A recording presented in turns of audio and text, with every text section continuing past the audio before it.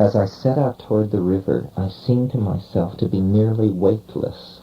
I felt reborn. I felt full of energy and bursting with good health and vitality.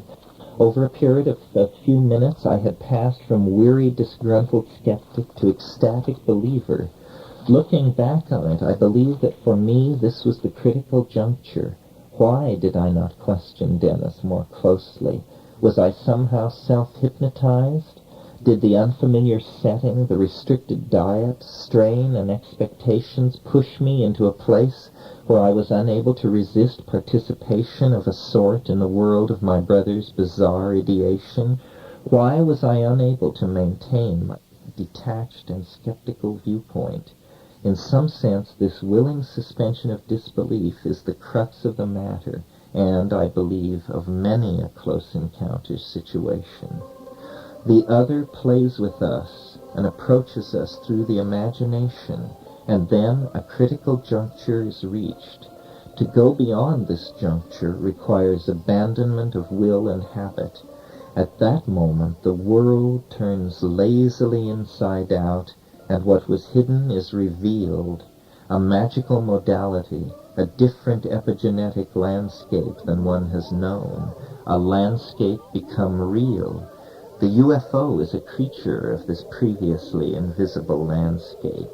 It is lord of the skies of the imagination, able to carry anyone with it who will but play, and then let the play deepen and deepen.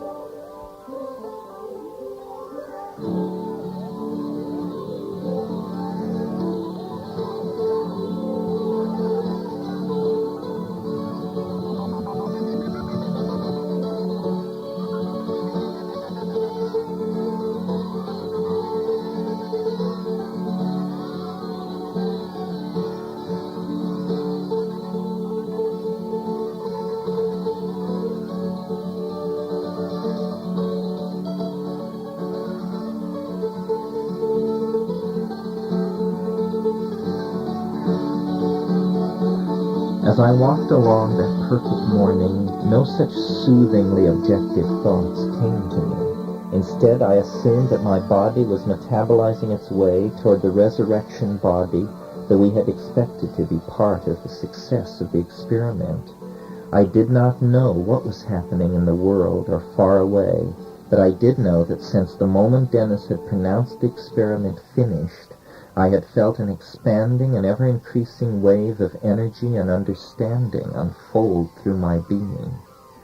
As I walked along, what seemed to me then a profound realization came over me. It was that we are all enlightened beings, that only our inability to see and feel ourselves and others as we really are keeps us from shedding our guilt and seeing ourselves as enlightened.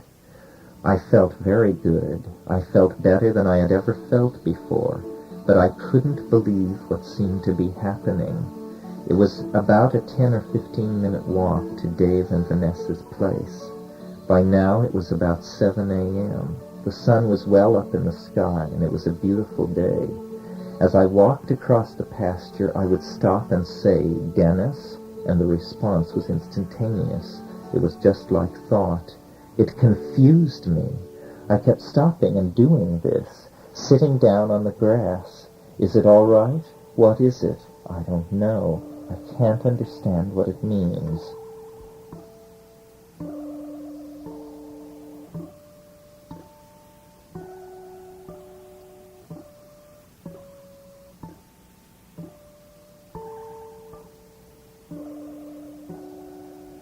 I walked on toward the river.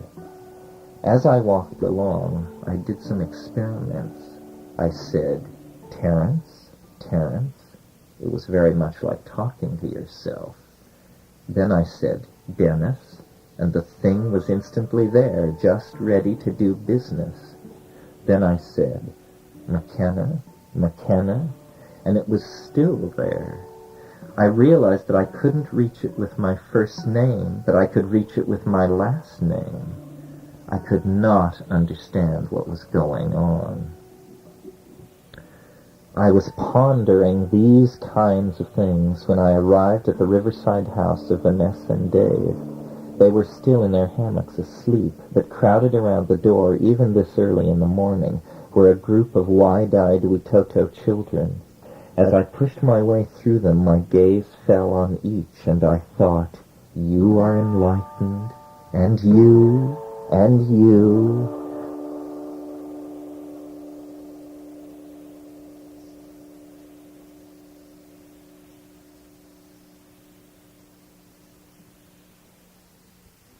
My arrival was the first event of the day for Dave and Vanessa. I told them that we had succeeded, that success was not a condensed hyper-object, but a teaching. I asked them to dress and come with me. While they were gathering their hammocks, they told me that during the darkest part of the night, Dave had awakened, hysterical, in a state not unlike the condition induced in him by the electrical storm the evening before. They had been very agitated during the night and could only attribute this to what we had been doing. I was interested in all of this, but seemed to hear it as from a long distance. I wanted to return to the forest and see what else would unfold. In my mind, I was recalling something else Dennis had said a few minutes before in the pasture. He had said that the demarcation between day and night, the dawn line, was now making a 24-hour sweep around the world, a sweep that began at the dawn moment when the experiment at La Chirera was finished. Throughout the world, traffic and factories were coming to a halt. People were standing around and realizing that someone, somewhere, had broken through, that this was not a day like any other day. Dave and Vanessa followed me back to the forest, grumbling a good part of the way. When we had gone slightly past the place where I had parted from Dennis, we came upon something which could not at first be fitted into any set of expectations. This was Dennis' ruana and shirt discarded in the middle of the path. Next came a pair of pants, and then further on 2 sweat socks, and, though I was to learn this only later, his glasses and his boots had also been hurled away. Following this trail of cast-off garments led us back to the hut in the forest. There we found Ev and Dennis, both naked and sitting on the floor of the hut, discussing and doing the Ask Dennis meditation. With the comment that you cannot receive a proper initiation unless you are naked, Dennis insisted that we take off our clothes. Vanessa peeled, and Dave and I followed her example. The presence of the mushroom was there, and it seemed to be saying, "Take off your clothes. Throw everything away. Everything is breaking. All objects are no good to you now. Throw everything away. You do not need it anymore." We all looked at each other, glossy pubic hair and secret genitals now in the sunshine. I rolled a joint then. We sat in a circle and smoked. We told Dave and Vanessa about the teaching and urged them to try it with varying degrees of success, since a voice in the head is a very subjective thing. If one has it, there is no doubt. If one does not have it, it seems a very murky thing. Everything was very amicable, except that Dennis was showing a tendency to talk right through other people's comments, as if they were not present. It was as though he were on a different time track from the rest of us, since he really seemed unable to realize that someone else was talking. We thought that it was logical to untie our hammocks from the house and take nothing but our hammocks and go naked into the jungle, tie the hammocks in a tree, and then get into these hammocks. We would then explore the mode, because clearly you could do more than ask or answer questions. The door was standing open. God alone knew what one could do. I asked the thing in my mind what should be done, and had received instruction that we should visually meditate on our lives, and, starting from the present, trace back through our entire life, encountering and setting things right with every sentient creature that we had ever wronged. When we reached the end of this process, we would leave our bodies and be somehow free in the dimension of absolute freedom that seemed so near. Lying in our hammocks, we set out to meditate our way to hyperspace. I could see myself at La Chorrera, then going down the trail to El Encanto, up the river to Leguizamo, and back to Bogota, back to Canada, and at each point I would meet the people that I had lived my life with, and I would say, "We got it. I'm sorry. I hope I didn't offend you too much back there in 3D. It's all over now. It's all over." I could see people. Immediately I reached out for all of them. I seemed to be able to reach them. "We're in the Amazon," I explained to each, "and now we're going home, or someplace." The vision had an utterly bizarre quality. Tears welled up behind my closed eyelids. It was very peculiar. The voice of the teacher spoke in my head. "You've found it. This is it. It's all over now. There is no more. Within a few hours, the superstructure of human civilization is going to collapse, and your species is going to go to Jupiter and then to the stars. A day of high adventure dawns for man at last."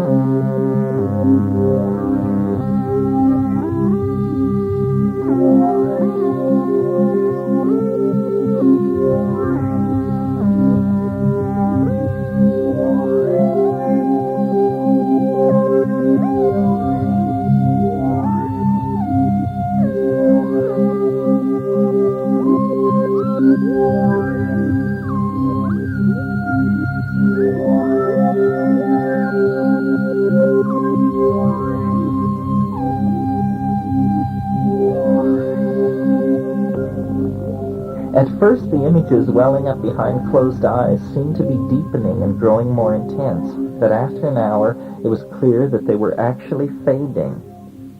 One by one, we pulled ourselves out of the stupor that the morning heat and being in the hammock had induced.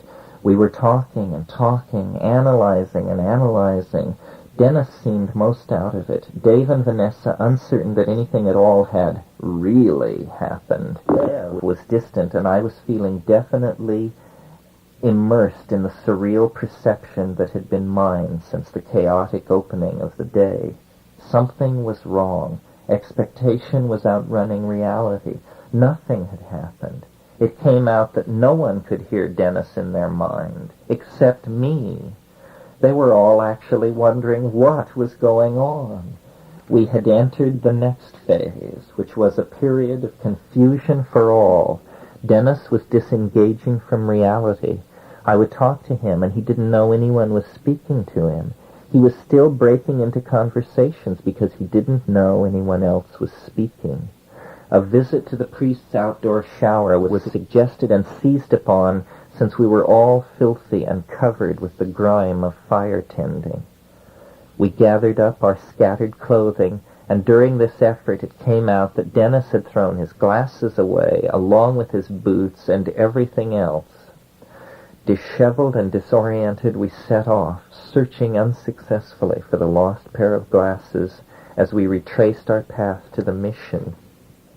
We were a group of people of many minds about the previous several hours, some assuming that this was a day like any other, others assuming that this was the first day of the age at the end of time. A group of Witoto gazed at us as we passed and then roared with appreciative laughter. They know what has been achieved," the voice in my head assured me. They were certainly beaming and chortling about something. On we walked toward the mission and its shower in the sunshine. Dennis would not stop talking. The consensus was building that we had a crisis on our hands, but it wasn't yet out of control. We agreed that Yahé is very peculiar, and thought that the passage of a few hours would smooth everything out. That was everyone's conclusion, except Dennis and my own. It was no longer really possible to communicate with Dennis. My conclusion was that something had happened, that he had done something, that some kind of odd principle had been manipulated. But it wasn't as we thought it was, and so we were cast we knew not where. I was calm. I was at least participating in the social situation. Even though there were tears of joy streaming down my face, I wasn't out of touch with reality. I said, "We'll wait for tomorrow. Dennis will come down." Everyone seemed to be finding their way back to their normal psychic equilibrium, save Dennis and myself. I was burdened with odd but wonderfully expanded perceptions, while his wandering ideas and wild eyes indicated that he was having some difficulty in getting his feet on the ground. After our shower, and on the way back to the forest, I mentioned all of these things to him, but he replied in riddles and with mimicry of dead relatives, so that I could get nothing out of him. I continued to assume that a night's sleep would set him right. I insisted that he rest in his hammock when we returned to the camp, which he did, while the rest of us set things in order.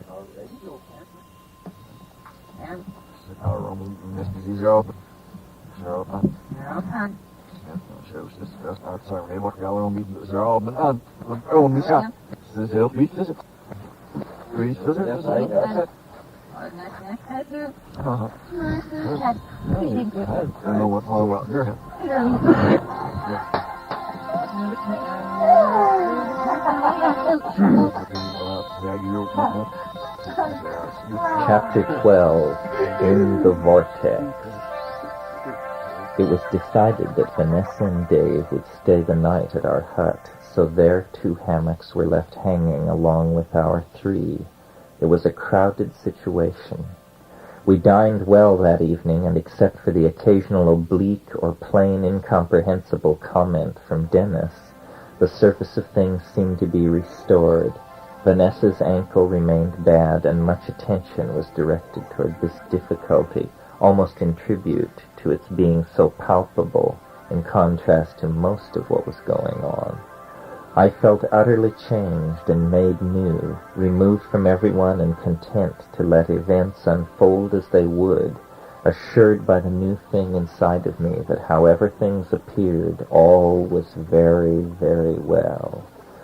The last rave of this long, amazing day came after dinner in the firelight, when from his hammock Dennis broke the silence to explain that this night in our dreams we would learn a series of things that would end with us severing our connection to our bodies long before morning.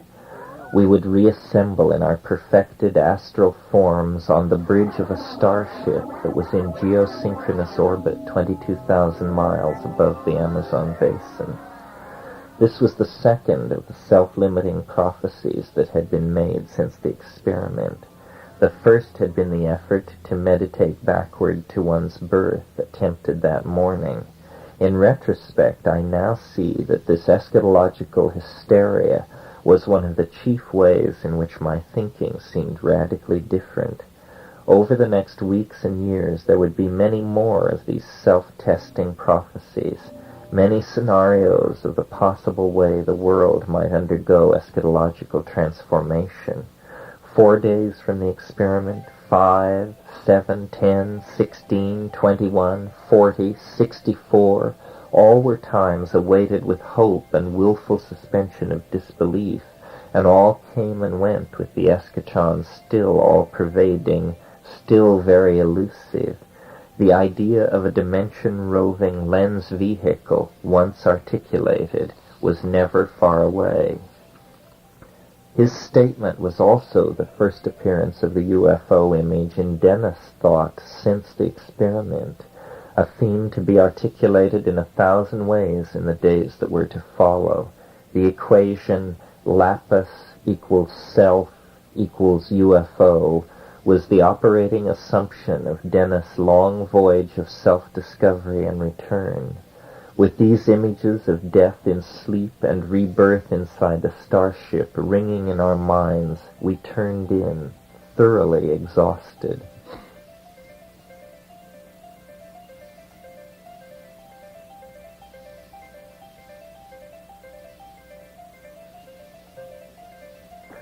I stressed that the hut was crowded with hammocks strung from every available beam.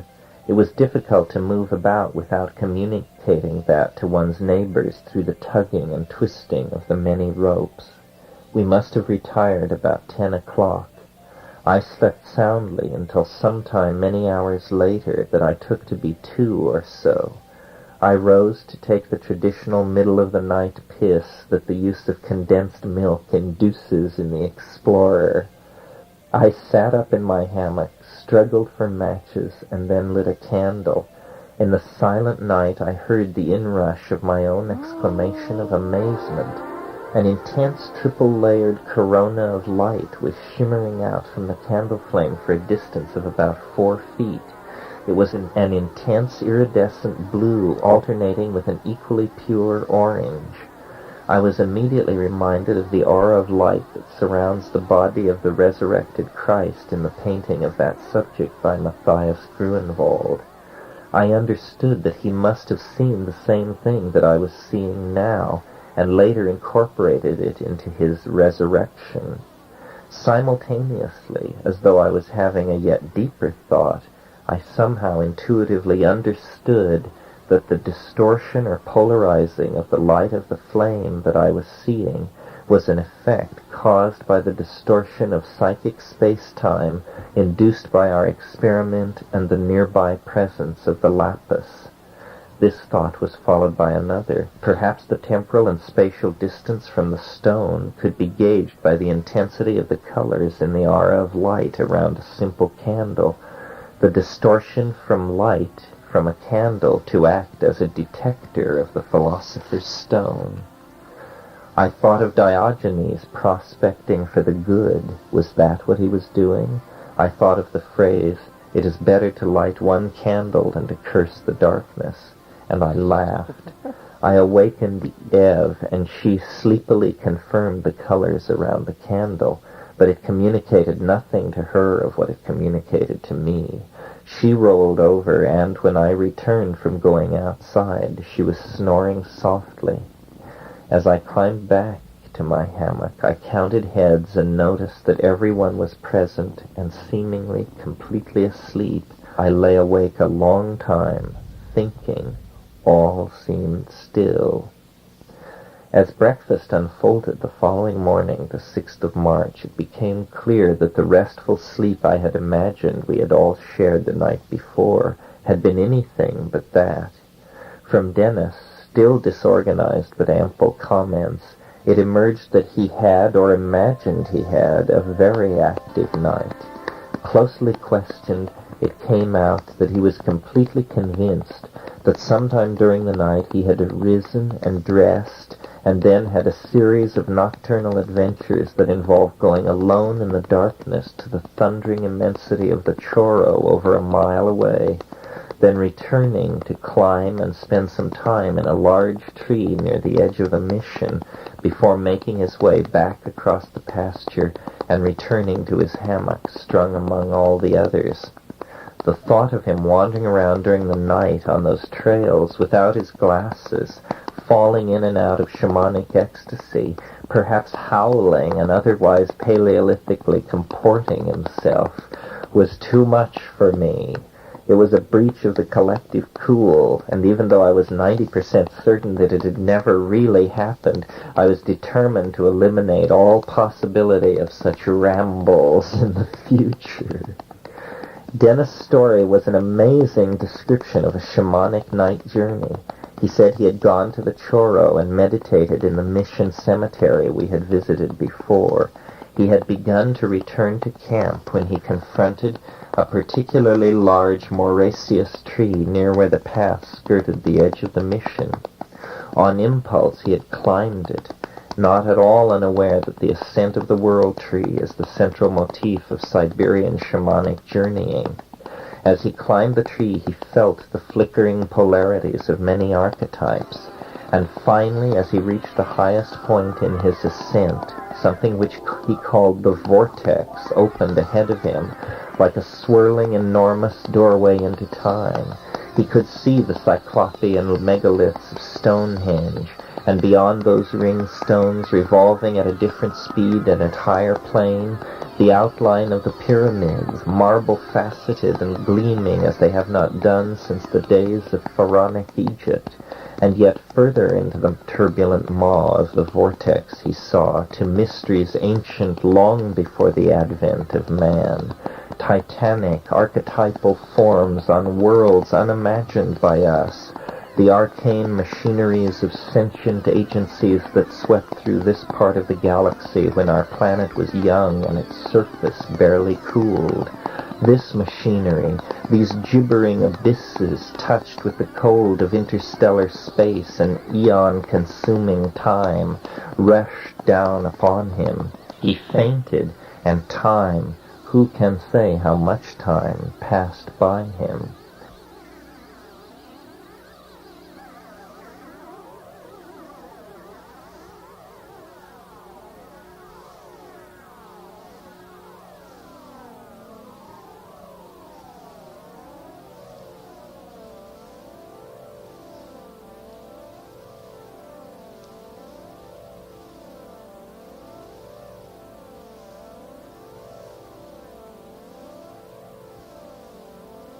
He next found himself in the pasture, a few hundred feet from his newly discovered axis mundi. If he fell from the tree, it did not seem to have hurt him. Amazement, exultation, fear, and confusion were all present in his thoughts. The continuum seemed to be shredding and ripping itself to pieces before his eyes. Time and space swirling the artifacts of 20,000 years of human striving into a vortex of apocalyptic contradictions. In that state of fear and exultation in the depth of man's destiny among the stars, Dennis returned to our camp and noiselessly returned to his hammock, or awakened there from a dream of the same thing. 24 hours had passed since the attempt to hypercarbolate human DNA. It was apparent that Dennis was not pulling out of the induced state of shamanic excitement as quickly as we had anticipated. Two choices presented themselves to explain the situation.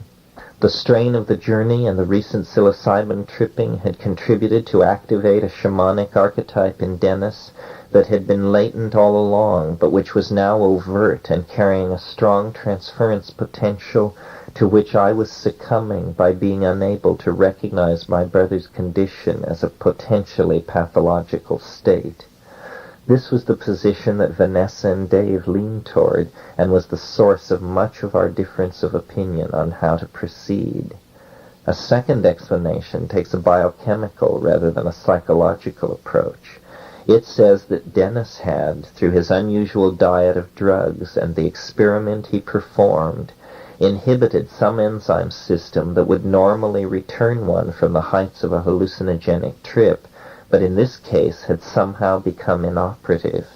The most likely candidate for this would be the MAO, monoamine oxidase system, which is responsible for rendering many hallucinogens into inoperative byproducts. The phenomenon of irreversible MAO inhibition is known to occur with some drugs, and is a condition that takes nearly 2 weeks to correct itself. However, the compounds in Banisteriopsis caapi are known to usually reverse their MAO inhibition in 4 to 6 hours. Nevertheless, as subsequent events showed, this explanation is doubtless some part of the true story. After years of thought, my own explanation continues to lean heavily on the second idea for an operational explanation. I do not believe that Dennis was predisposed to an archetypal submergence. I believe that he did, in a single moment, somehow bind all the MAO in his body, and that his long derangement was due to the lag time that was required to rebuild his MAO level from a complete and sudden depletion. I believe that this sudden depletion was caused by his experiment, and that vocally induced resonance cancelling of the forces that normally operate in these molecules caused major changes in his body chemistry. In short, I believe that he induced an irreversible MAO inhibition in his body through the use of psilocybin and his voice and will. If this is true, then the implication for humanity may be every bit as great as we in our inflated state of mind supposed, since it hints at a means by which mankind might explore the parallel continuum whose interaction with our own existence is signified by the visionary experience. It may well be the effect that is the crack in a door that, once flung open, will lead us to all the worlds teeming in our dreams and imaginations. It is an effect to be studied and learned from. Today, years after the experiment, it still seems full of great promise. My continued interest in these matters is based on the personal belief that some unusual and still unconfirmed effect was at work in our experiment, something like the principle of resonance canceling that Dennis was so intrigued by. Breakfast of the second day following the experiment was closed with a hot discussion of whether Dennis had really gone to the Choro or only dreamed that he had done so. As the rhetoric exhausted itself, Vanessa drew me away from the hut and walked along with me as I went to the spring for water. We were to have a talk, the gist of which was that, since there were wide differences in diagnosis of what was going on, so there were wide differences concerning what should be done. But since Dennis is your brother and you have strong opinions on the subject, I will defer in favor of what you think should be done here, at least for the moment. I was grateful for the margin of time contained in Vanessa's chosen course. The whole question revolving around Dennis's state of mind concerned how and especially when he would pull out of it. Any theory had to come forth with an operational prediction on that vital point. I understood from Vanessa's demeanor that we should be pretty much to ourselves in the forest house. We could expect her and Dave only as visitors, and already the possibility of retreat from the jungle isolation was being announced as a faint but growing theme. It all fell into place from the second day onward. Eve became a kind of liaison with the rest of the world of La Chorrera. She arrived in the late afternoon and departed each morning, cooking an evening and morning meal and being very game about it all, considering that she had only fallen in with our little group 3 weeks before. And thus was the stage set for the next 5 days, from the 5th to the 10th of March, the chaos at La Chorrera. During this time, Dennis very slowly got better. He became more coherent. He said that the experience had catapulted him to the edge of the Riemannian topology of the universe, that he had to come back in, and that he was regressing inward through level after level after level. Very strange things went on during this period. He could hear my mind working. He was telepathic, there was no doubt about it. He could do perfect voice imitations of our mother and father. He became all these people, doing it perfectly. And there was much more, a vision of 20th century history, building the lens, and the end of time. He said that the discovery of a higher physical dimension was ahead of us a few years in time, but somehow linked up to Egypt, to acacia tryptamine cults, to Tibet 8,000 years ago, to Punpo shamanic magic, all these ideas in constant circulation, and he talked and performed constantly. No notes exist from that period. So filled was I with the assumption that we were abiding in eternity that I felt no need to write at all. As the world seemed to me to grow more perfect, I determined at some point I would write a poem, but that moment never came. Nothing is coherent or connected from those 5 days. I remember that they were the most intense times that I have ever gone through, and that there was not an emotional or intellectual chord in the human register that was not rung again and again in 1,000 variations.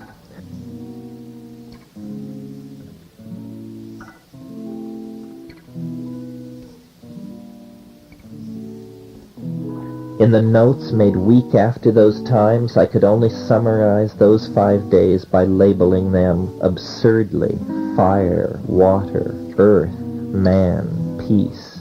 I sat and Dennis raved. Without his glasses, his eyes were wild and unsettling to look into. Since the night of his contested shamanic ramble, I had formed the intention not to sleep, but to stand watch constantly, day and night. For the next 9 days, I neither slept nor needed sleep, though I know that such cases are on record. For years after the experience, the lack of a need for sleep for 9 days, which I personally underwent, seemed to me the most solid argument for the reality of the forces that we experimented with. For I did not merely not need to sleep, but was constantly thinking in a rich, calm, image-filled way that made my normal thought process seem a pale and jerkily animated shadow of the mental power that I felt throughout the sleepless period and long afterward. The time that we were moving through seemed made of the reflections of what had preceded it and what was to follow.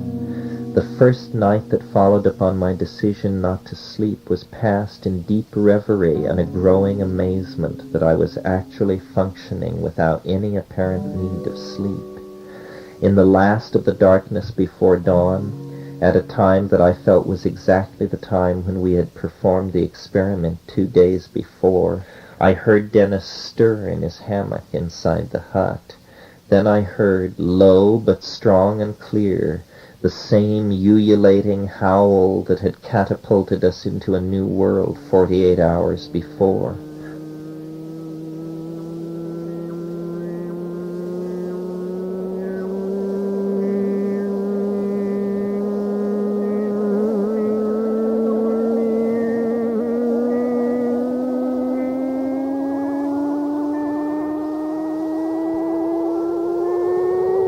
Three times it sounded, just as something in my mind assured me that it would. The last howl was drawn out as before. It rose and fell for perhaps a minute.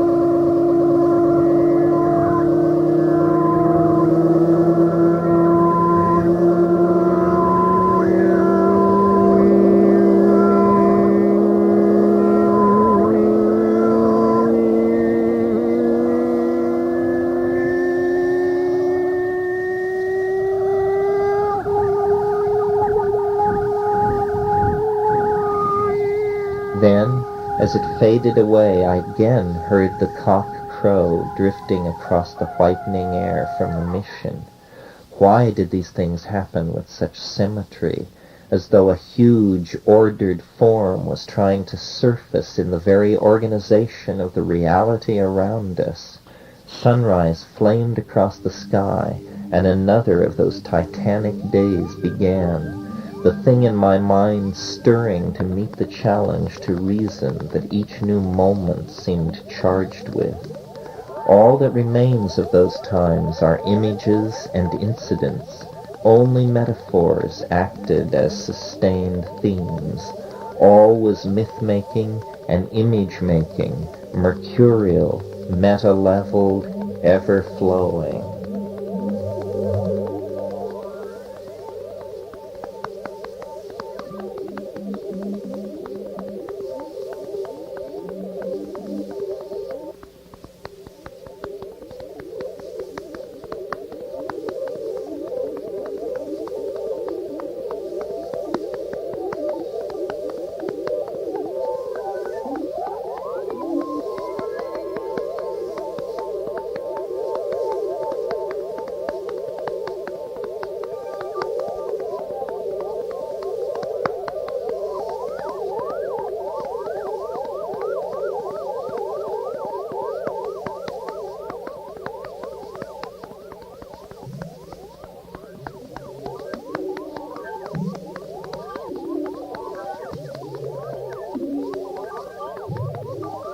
Chapter 13, At Play in the Fields of the Lord.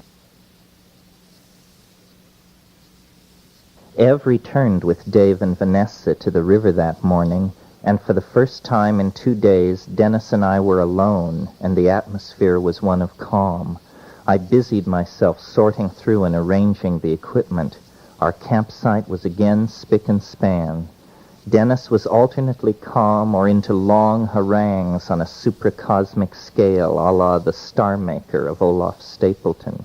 He imitated, personified, described, and otherwise invoked immense Gnostic and Manichaean entities that were struggling on a cosmic scale, but not without humor, occasionally moaning out that he felt like an old man dying.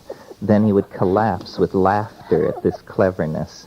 I sat in my hammock and verbally participated as much as I could in all of this, though it was clear that Dennis had no difficulty in maintaining a conversation on his own. In fact, he seemed to have hit the main vein of the fountain of sprung verse. I closed my eyes for a moment, and there, fully formed beneath my eyelids, was the first of what I call teachings or messages. It was a beautiful, recursive, geometric form. The voice in my mind informed me that this was the Valentine curve. Obviously, the 4 petals of the curve looked somewhat like a valentine or a bleeding heart. I thought for an instant of the heart-shaped fruit I had fashioned into a water pipe. No obvious connection. The image slid. I went and got my notebook and drew the Valentine curve, at first crudely, later much more smoothly. It made me think of Basil Valentine, an alchemist, author of The Triumphal Chariot of Antinomy. I had read the book, but could remember virtually nothing about it. I thought, too, of Valentinius, Alexandrian Gnostic of the 2nd century, and his doctrine that the material world was the condensed emotion of the errant Sophia, who had selfishly created a universe without undergoing any union but with herself. The condensation of emotion into matter, the theme was hair-raising. It was the theme that had brought us to the Amazon, and alchemy was the gnosis of material transformation. Clues seemed everywhere. Everything was webbed together in a magical fabric of meaning and affirmation and mystery. The ideas of all sorts formed in my mind unbidden, and would lead inevitably to some further expansion of the set of themes that we had organized our lives around.